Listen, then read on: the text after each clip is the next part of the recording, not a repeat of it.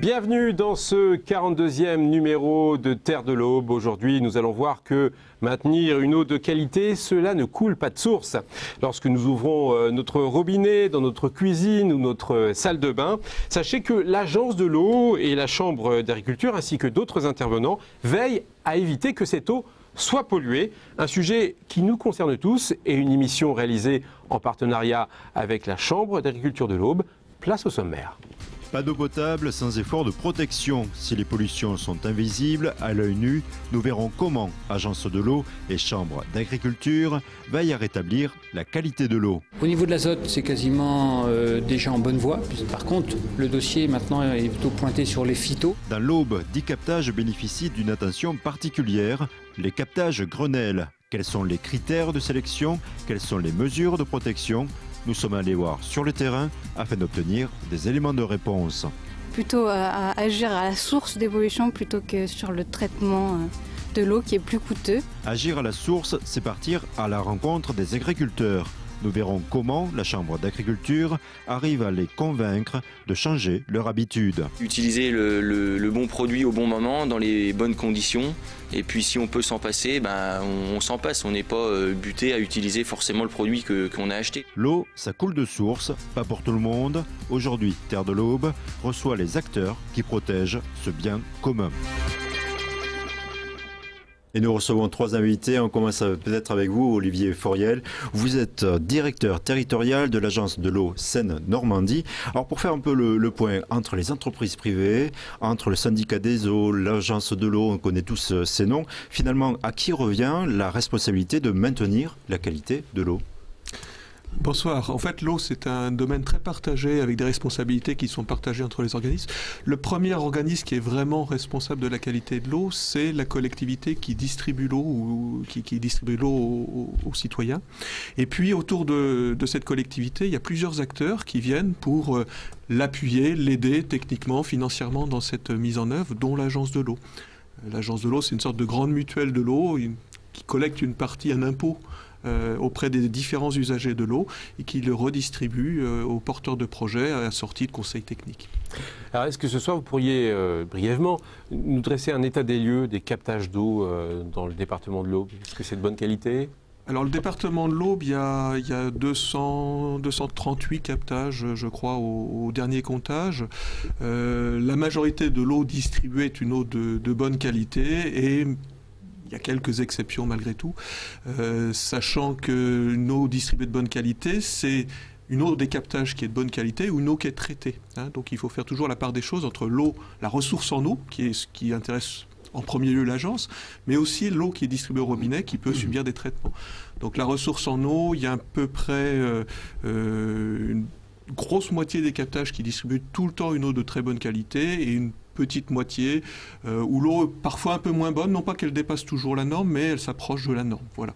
Et dans des cas exceptionnels, je crois qu'il y avait une commune dans l'Aube en 2009,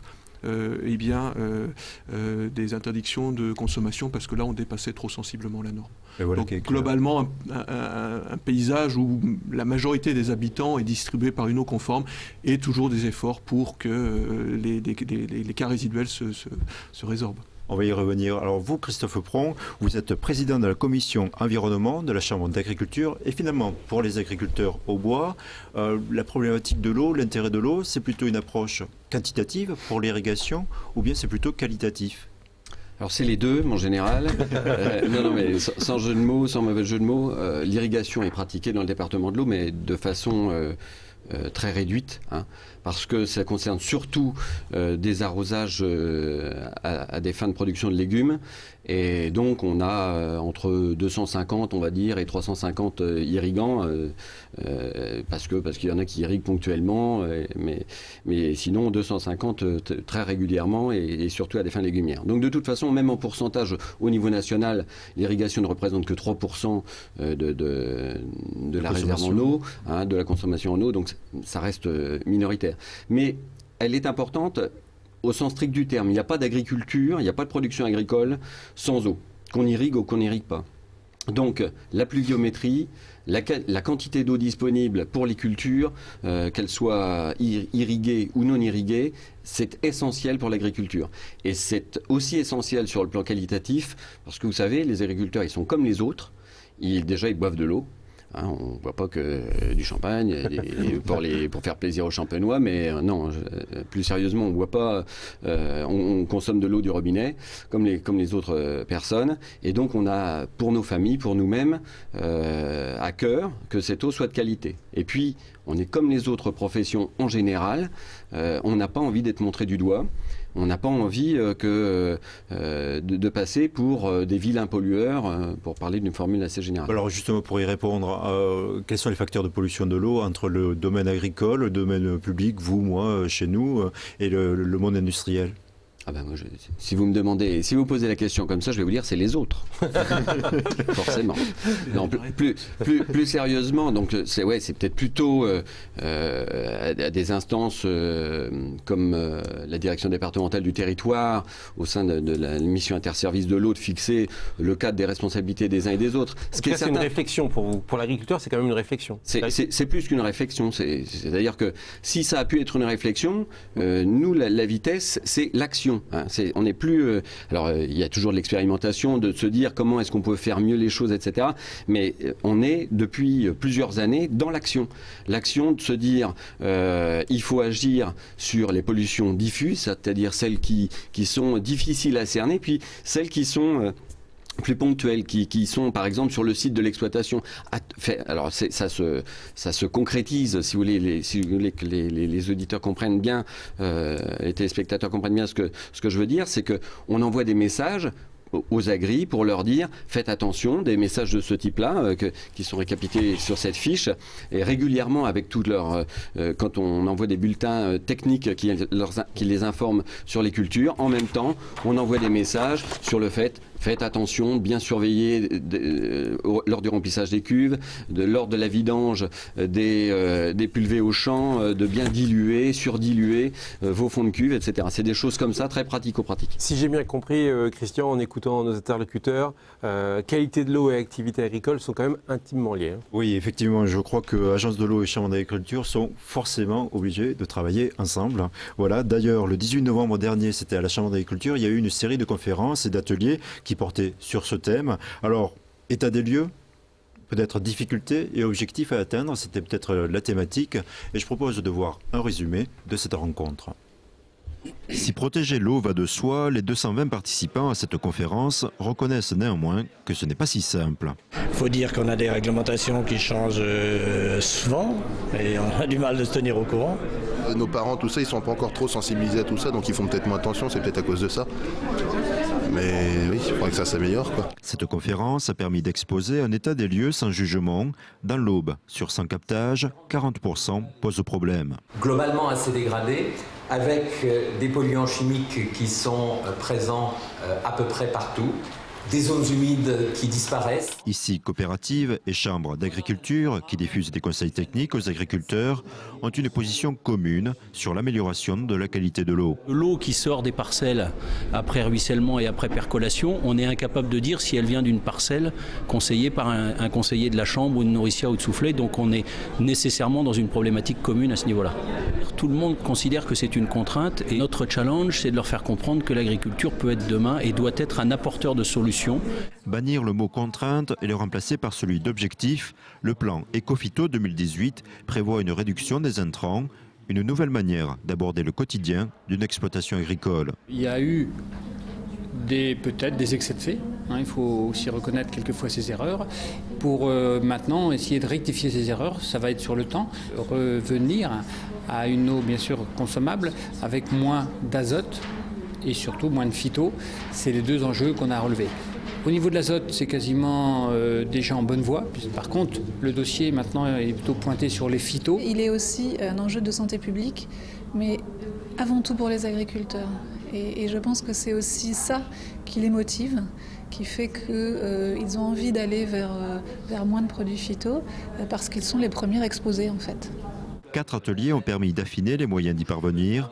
De toute façon, concilier protection de l'eau et rentabilité économique semble inéluctable. S'en sortir, ça veut dire évidemment continuer à avoir une économie agricole qui tienne la route. Aujourd'hui, on sait que ça ne passera pas sans une dimension environnementale forte. On peut dire que depuis plusieurs années, le monde agricole, d'une part, a évolué dans sa perception de la responsabilité qu'il avait en matière environnementale. Et je pense aussi que la société, en tout cas les plus raisonnables, ont évolué dans la perception qu'ils avaient des nécessités économiques du monde agricole. Donc on est en train un petit peu de se rejoindre sur cette notion un peu galvaudée de développement durable. Le déroulé de la journée traduit bien la nécessité de faire le compromis entre les nécessités économiques, écologiques et sociales. Cette réunion a permis de fixer l'objectif de rétablissement des eaux souterraines en plusieurs étapes entre 2015 et 2027. Christophe Pron, on le voit, hein, maintenir la qualité de l'eau, c'est à la fois un enjeu, mais c'est aussi très complexe. Et par exemple, à Vendeuvre, il y a peu de temps, l'eau était impropre à la consommation. Est-ce que cela arrive souvent? Est-ce que vous avez des expériences de ce genre? Est-ce que c'est assez rare? À ma connaissance, c'est relativement rare. Hein, et d'ailleurs, l'eau était distribuée aux personnes qui le souhaitaient, mais il n'y a pas eu coupure absolue du réseau de distribution.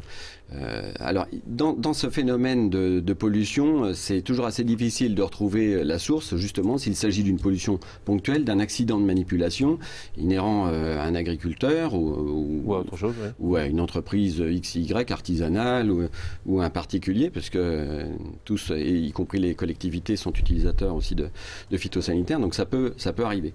Hein, mais sinon, il y a aussi, sur les eaux de surface, il peut y arriver aussi du ruissellement dû à des orages violents. Et c'est pour ça que très tôt, on peut dire qu'on a été dans un département précurseur. Ça fait plusieurs années qu'on a instauré des bandes tampons, des bandes enherbées le long des cours d'eau, justement pour réduire ce risque de pollution par le ruissellement. Et Olivier Fauriel, justement, pour qu'on comprenne bien, lorsqu'il y a une pollution, est-ce que c'est une pollution, comment ça marche dans le sol? Est-ce que c'est une pollution récente que vous retrouvez ou bien c'est des produits plus anciens? Les nappes de l'Aube, d'une part, sont quand même relativement dégradées en matière de phytosanitaires nitrates. Enfin, la situation, elle n'est quand même pas idyllique. Après, suivant le type de nappe et suivant l'endroit sur lequel on se place, les temps de transfert sont plus ou moins rapides. Hein. Si on est dans des zones de calcaire relativement fissurées, l'eau passe très vite. Donc on peut considérer que ce qu'on retrouve dans la nappe, c'est ce qui vient il y a 1 semaine, 3 semaines, 1 mois. Et puis si on se trouve dans des zones de type bassin sédimentaire, là ça peut être beaucoup plus long.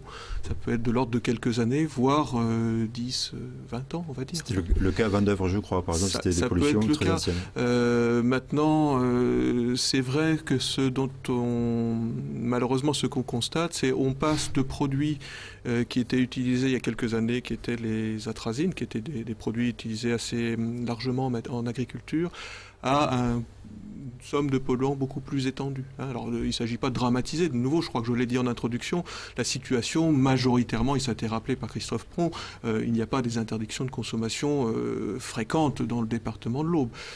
Mais c'est vrai qu'on a ces dépassements qui sont gênants et qui, malgré tout, proviennent de pratiques qui sont quand même pas de 20-30 ans. Hein. C'est quand même, la profession fait beaucoup de progrès, beaucoup d'efforts. Je crois que tout le monde est très responsable dans l'affaire. Mais c'est vrai qu'il faut concilier l'usage économique, l'usage environnemental, et c'est un effort de tous les jours. Alors beaucoup d'efforts, mais selon vous, c'est irréversible ou pas? Non, je crois qu'il ne faut pas être pessimiste. Les choses sont réversibles. Elles sont plus ou moins réversibles à court terme, suivant le type de nappe qu'on a. Et je crois que vraiment, les acteurs publics comme les agriculteurs, dans la majorité des cas, s'y emploient, et je crois que c'est ce qu'on verra tout à l'heure sur des captages comme celui de M. Hiver qui est à mes côtés, où justement il y a des actions de manière concertée qui se déroulent depuis déjà quelques années. Christian, si on parle à ce point de qualité de l'eau, c'est peut-être aussi parce que le premier Grenelle de l'environnement, qui date maintenant de 2007, est passé par là.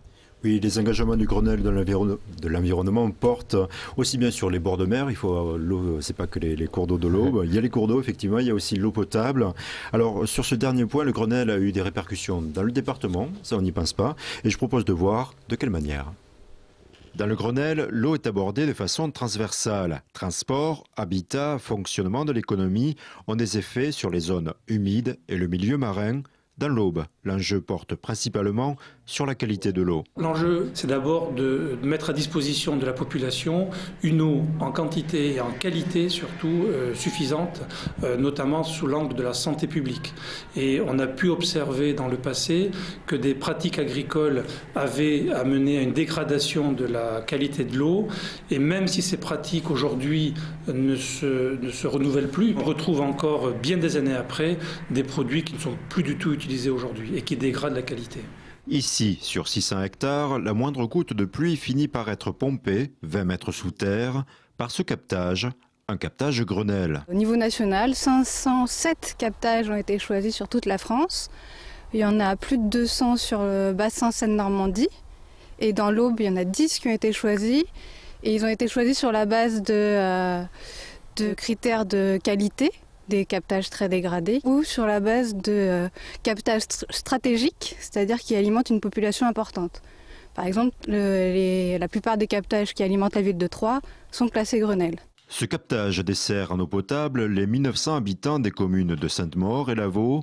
Depuis 2005, le syndicat des eaux locales mène des actions correctives contre les nitrates qui s'infiltrent plus ou moins rapidement dans le sol. Ça dépendra des sols, de toute la géologie. Ça peut me prendre une journée comme ça peut prendre 100 ans. Avec 40 mg par litre, le taux de nitrate est en dessous du seuil fixé à 50. Afin d'éviter un dépassement de la norme, les agriculteurs sont mis à contribution. On veut garder les terres agricoles en terres agricoles, mais c'est de faire en sorte que les pratiques agricoles changent au moins sur ces endroits-là, qui vont être les plus impactants pour la qualité de l'eau. Ça peut être simplement réduire la fertilisation azotée, réduire les traitements phytosanitaires. Il y a des solutions qui existent, il faut juste inciter les agriculteurs à les mettre en place. L'Aube compte près de 200 captages.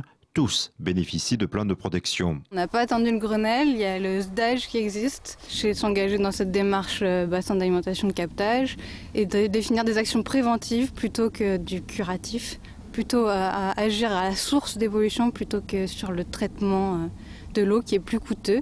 Ces actions de mesure des polluants et d'accompagnement pour les corriger s'adressent également aux mairies, comme par exemple le désherbage par des agents communaux.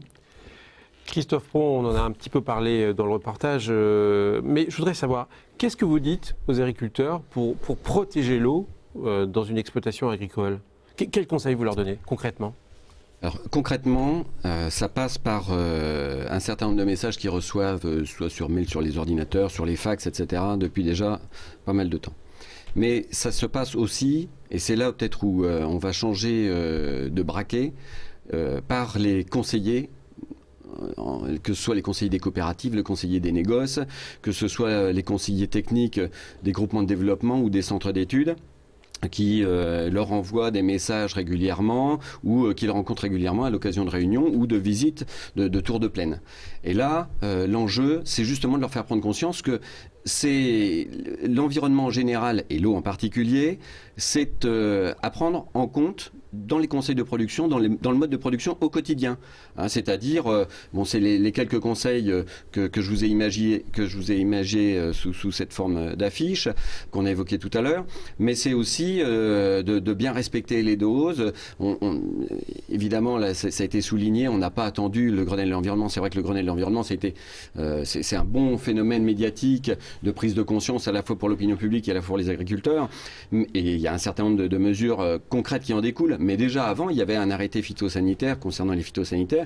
Il y avait déjà une réglementation précise sur l'azote. C'est vécu comme une nouvelle contrainte pour les agriculteurs ou c'est plus positif que ça? Je vais être honnête avec vous. Les agriculteurs sont des Français à part entière. C'est-à-dire qu'il est facile de les mécontenter. Et je me souviens de l'hiver dernier, très, très précisément, on avait fini la discussion sur la directive nitrate, enfin sur une réglementation sur l'azote dans l'Aube, qui nous imposait 90% de couverture, et c'était un choix délibéré.